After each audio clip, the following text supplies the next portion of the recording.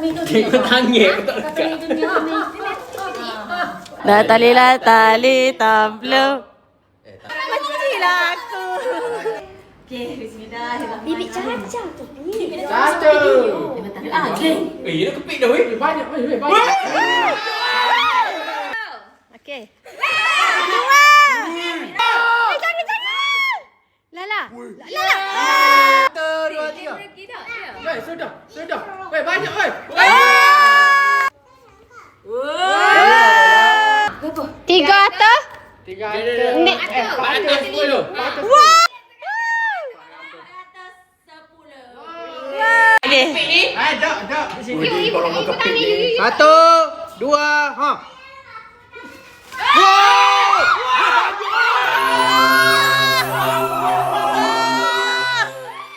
Okey, kali ketiga. Masuk dalam dua. Hotel Hadif 2,000. Dua. Jangan kepik. Jangan kepik. Relax. Ha. Satu, dua, tiga, jalan Azmi. Akak beruk lalu. Akak tu. Okey, tak kepik dah. Okey.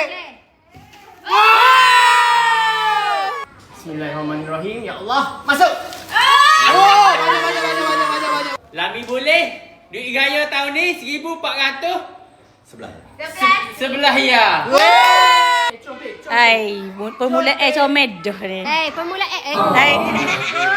Tak percaya. Percaya kau lagi. Saya mana? Jangan kepik lagi. Jangan kepik lagi. Okey.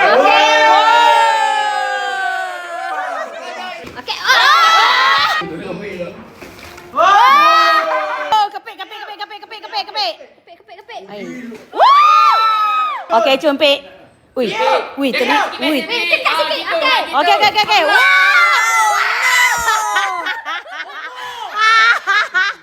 Okey, duit raya Apik 490. Betul besar. Betul lalu. Kau tengok berapa datang. Loi. Putus situ loi, percaya aku loi. Hati dulu. Satu. Satu, dua, tiga, piau.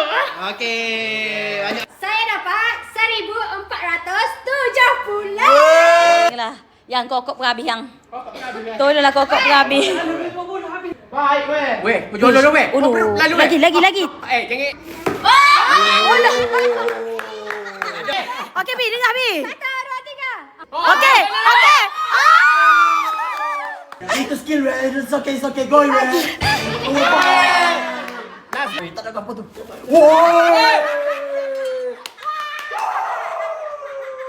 Saya dapat duit raya 1,418 ya. Duit raya. Total 2,000 lebih. Kalau diorang nak juga, macam mana dia saya? Follow lah. Follow dulu komen nak duit raya.